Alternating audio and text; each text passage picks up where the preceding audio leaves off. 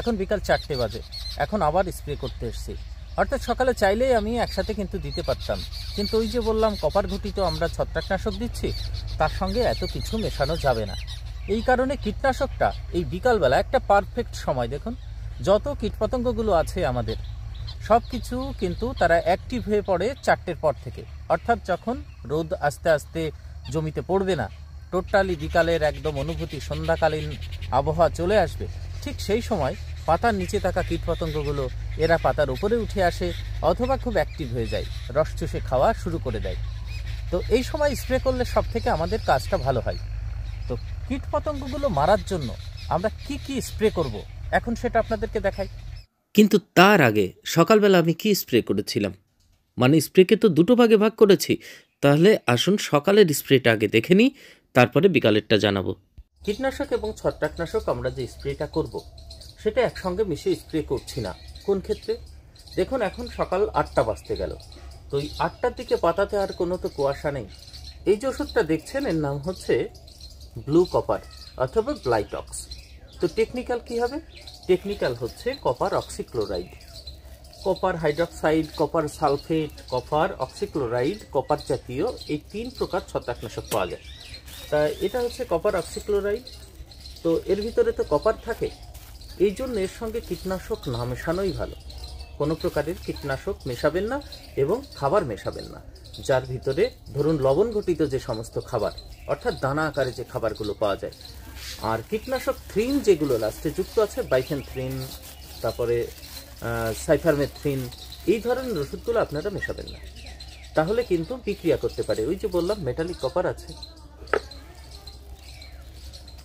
তো এটা ডোজ হচ্ছে বেগুন গাছের ক্ষেত্রে আমি দিচ্ছি 15 লিটার জলে, এই যে এক চার্জার 15 লিটার জলে 40 গ্রামের হিসাবে আমি স্প্রে করব। চারা গাছ, চারা হোক বড় হোক, আপনি 40 গ্রাম করে দেবেন। দেখুন এই যে কপার ঘটিত যে সমস্ত ছত্রাকনাশকগুলো আছে এগুলো তো কন্টাক্ট ফাঙ্গিসাইড। তো এই কন্টাক্ট মানে স্পর্শজনিত, এটা আপনি যখন প্রয়োগ করবেন এটা ছত্রাকনাশকের সঙ্গে সঙ্গে কিন্তু এক্সট্রা যে কাজ পাওয়া যায়, এটা কিন্তু আপনার ভাইরাসের বিরুদ্ধেও লড়তে সক্ষম। তো আমাদের বেগুন গাছে কোন ভাইরাসটা লাগে? প্রধানত এখন এই 2 বছর সব থেকে বেশি সেটা হচ্ছে মোজাইক ভাইরাস। তো মোজাইক ভাইরাসের যতটুকু কাজ হয় সেটা কিন্তু এই কপার ঘটিত ছত্রাকনাশকে আপনার করবে। আর সেই কাজটা বাড়ানোর জন্য এর সঙ্গে যেটা মেশাচ্ছি, এবার আপনারা বলতে পারেন একটু আগে বললেন যে মেশানো যাবে না, কিন্তু তবু মেশাচ্ছি। এর কারণ হচ্ছে সেটা হচ্ছে অর্গ্যানিক প্রোডাক্ট। তো অর্গ্যানিক যে সমস্ত লিকুইডগুলো আছে, অর্গ্যানিক লিকুইড যে ওষুধগুলো আছে সেগুলো আপনি নিশ্চিন্তে মেশাতে পারেন। তো এর ভিতরে যখন মেশাচ্ছি সেটা আমাদের ওই যে ভাইরাস বললাম না, ভাইরাসের কথা মাথায় রেখে আমাদের মেশাতে হচ্ছে। তো এটা দেখেছেন, এটা হচ্ছে কে ভাইরোব্যাক্ট, কে ভাইরোব্যাক্ট। এই দেখুন এই কে ভাইরোব্যাক্ট, এটা মূলত কিসের জন্য? ভাইরাসের জন্য এবং ব্যাকটেরিয়া গঠিত। তাহলে দেখেছেন আমি যে স্প্রেটা করছি, ছত্রাকনাশক, ভাইরাসনাশক এবং ব্যাকটেরিয়ানাশক, তিনটেই কিন্তু একসঙ্গে কাজ করবে। তো এটা কিন্তু মোজাইক ভাইরাস ঠেকানোর, মানে প্রতিকারের থেকে বড় কথা হচ্ছে ঠেকানোর একটা ভালো মিশ্রণ বলতে পারেন। আমাদের এই যে প্রতিরোধ করতে হবে, সবসময় প্রিভেন্টিভ কেয়ারে আসতে হবে।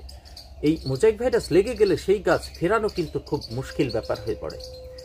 এই জন্য এই কে ভাইরোব্যাক্ট এই প্রোডাক্টটা আপনারা ইউজ করতে পারেন। আমি ইউজ করছি, এর আগেও আমি উচ্ছেতে দিয়েছি 2 বার, তারপরে এবার বেগুনে এর আগে একবার দিয়েছি, আর এই একবার দ্বিতীয়বার, এই মনে হয় 15 দিন হলো দ্বিতীয়বার আর একবার রিপিট করছি। তো এটা মূলত পটাশিয়াম সোপ, ক্লোভ অয়েল, তারপরে সিলিকন, এই জাতীয় পদার্থ দিয়ে তৈরি হয়।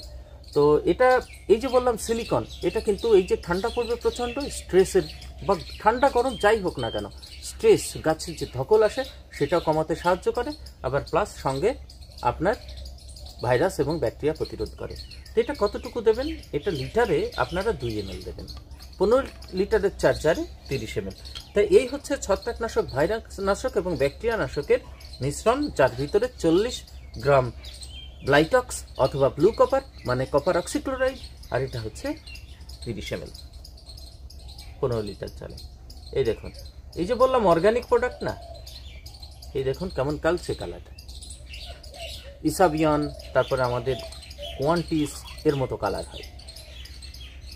এরপরে বিকালে যে স্প্রেটা করব অবশ্যই সেটা আমি কিন্তু ধাপে ধাপে যেটা করছি সেটাই আপনাদের সঙ্গে তুলে ধরছি।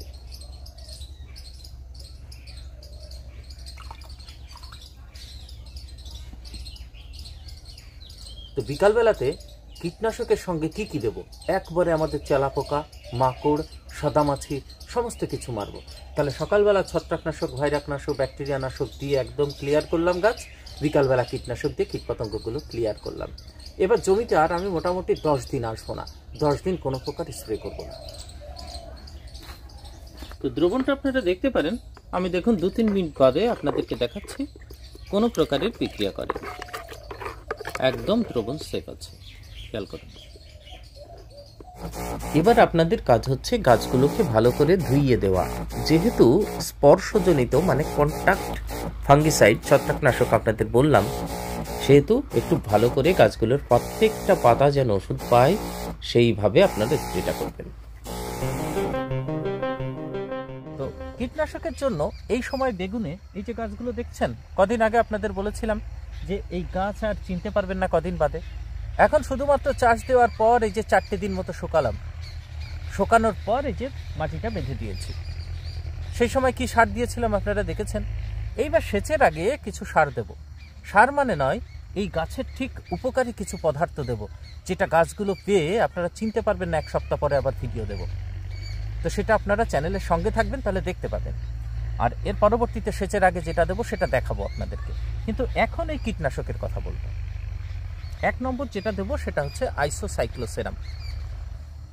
এই বেগুনের এবং লঙ্কার খুব সুন্দর একটা ওষুধ, সেটা হচ্ছে আইসোসাইক্লোসেরাম।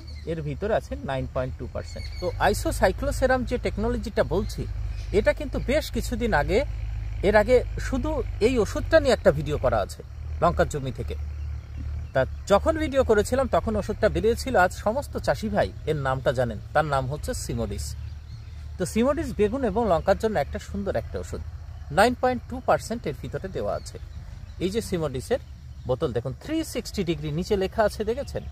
মানে গাছের 360 ডিগ্রি, 360 ডিগ্রি সুরক্ষা দেয়, পাতার উপর, পাতার নিচে।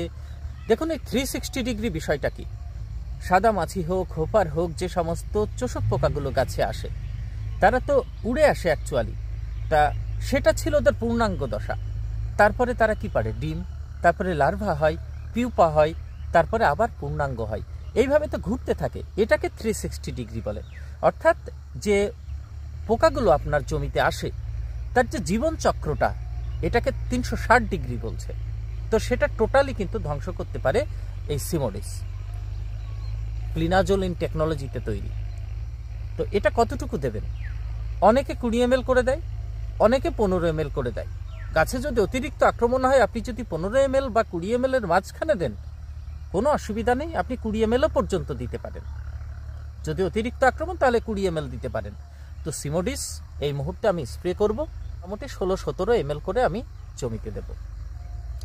সিমোডিস আমাদের কোন কোন কীটপতঙ্গের সঙ্গে লড়বে?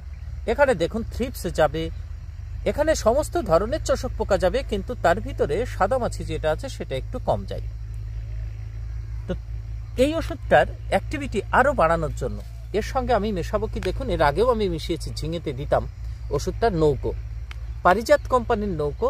এর ভিতরে আছে ডাইনোটেফুরন, 20% WG ডাইনোটেফুরন, দেখেছেন? এটা দিয়ে দেবো আমি এর ভিতরে, এর সঙ্গে মেশাবো, 1 পাতা আমি দিয়ে দেবো। তো এই ডাইনোটেফুরন 20% যদি পান আপনারা দেবেন, দেখবেন মাকড় থেকে, মানে এইটা আর এইটা দুটো মিলে দিলে মাকড়, থ্রিপ, চোষক পোকা, সাদামাছি সমস্ত কিছু চলে যাবে, গাছ একদম ছকছকে পরিষ্কার হবে। তাহলে এই দুটো দিলাম, নৌকো আর সিমোডিস। এইবার আসল কথা যেটা, এই ওষুধের কার্যকাল আমি বাড়াবো। আরও বেশ কিছুদিন ধরে ওষুধটা দেওয়ার পর আমি 12 দিন জমিতে আসবো না, 10 থেকে 12 দিন জমিতে আর কোনো ওষুধ দেবো না। তাহলে সেটা করার জন্য আপনাকে এই জিনিসটা দিতে হবে, খুব সাবধানে ধরতে হবে। আমি বাঁ হাত দিয়ে ধরছি, ডান হাত ধরবো না, মানে গ্লাভস পরে তারপরে আমার ওষুধটা গোলাতে হবে। এটা হচ্ছে কে রিপিল। এই দেখুন, সকালবেলা দিয়েছিলাম কে ভাইরোব্যাক্ট ভাইরাস মারার জন্য, এটা দেব কে রিপিল। এটা হচ্ছে চাষি ভাই এতটা তিতো যে নিমতলের থেকেও কয়েক গুণ বেশি। আপনার আঙুলে যদি এরকম টাচ হয় না, তাহলে সেখানে আপনি তিতো অনুভূত মিনিমাম 4 থেকে 5 দিন করতে পারবেন। অর্থাৎ খালি হাতে আপনি এই বোতলটা ধরবেন না, বা আপনি ওই ওষুধ যেন হাতে না লাগে। যখন স্প্রে করবেন তখন আপনি বুঝতে পারবেন যে হাওয়াটাই যখন ওষুধ হালকা উড়ে আসবে না, ওষুধের যে মানে যখন স্প্রে করি ছোট ছোট কণা হাওয়াতে যেটা ভাসবে, তাতেই আপনি যদি মানে নিঃশ্বাস নেওয়ার সময় আপনার জীবের সংস্পর্শে আসলে কিন্তু তিতো অনুভূত হবে। তো এই কেরিপিল দিয়ে এই ওষুধের অ্যাক্টিভিটি আরও বাড়াবো, কার্যকাল আরও বাড়িয়ে দেব, গাছটাকে এত তিতো করে দেবো এই গাছকে, যে গাছে আমার ওই চোষক পোকা উড়ন্ত পোকাগুলো এসে যেন ফিরে যেতে পারে। তার জন্য এই কেরিপিলটা আমরা দেবো। এটা আমরা দিই হচ্ছে 30 ml, 15 লিটার জলে 30 ml, 2 ml করে আপনারা এর ডোজ দেবেন। একটা স্প্রের মধ্য দিয়ে কিন্তু মোজাইক ভাইরাস আটকানো সম্ভব নয়। একটু প্ল্যান করে ধাপে ধাপে আপনাকে ওষুধ চেঞ্জ করে করে এইগুলো দিয়ে আমাদের গাছে অ্যাকচুয়ালি আমরা কোনো প্রকারের চোষক পোকা আসতে দেবো না। দূর থেকে উড়ে আসে যে পোকাগুলো, সেগুলো আমরা জমিতে যদি না ঢুকতে দিই, আপনার জমিতে এইখানে দেখতে পাচ্ছেন কোনো গাছে আছে, গাছগুলোতে এত বড় হলো এখনো পর্যন্ত কিন্তু ওই আপনার এখনো পর্যন্ত কিন্তু মোজাইক ভাইরাস দেখা দেয়নি। দেখা যাক কত দূর পর্যন্ত টানতে পারি। মোজাইক ভাইরাসের এতটাই আক্রমণ এবার, মানে এই 2 বছর ধরে বেগুন চাষ সত্যি একটা কষ্টকর ব্যাপার, দুঃসাধ্য ব্যাপার হয়ে গেছে। তা সেখানে এই মুহূর্তে গাছগুলোকে যদি টিকিয়ে রাখতে পারেন ভালো করে, শীতেও কিন্তু ভালো দাম পাবেন। তো বেগুন যারা চাষ করছেন, শীতে কোন বেগুন চাষ করছেন জানাতে পারেন, কমেন্টে লিখতে পারেন। আর পরিচর্যায় এই মোজাইক ভাইরাসের আপনার কাছে যদি লেটেস্ট কোনো টেকনোলজি আর থাকে আপনি জানাবেন। তো এই কীটনাশকগুলো এখন জমিতে স্প্রে করে দেবো। তারপরে সেচ দেওয়ার আগে আপনাদের যে সারগুলো আবার দিচ্ছি সেটা আপনাদের সঙ্গে তুলে ধরবো। তো সম্পূর্ণ ভিডিও দেখলেন তার জন্য অসংখ্য ধন্যবাদ। ভালো থাকবেন, বেগুনের পরবর্তী পরিচর্যা আপনাদের সঙ্গে তুলে ধরবো। ভালো থাকবেন, পরের ভিডিওতে দেখা হবে।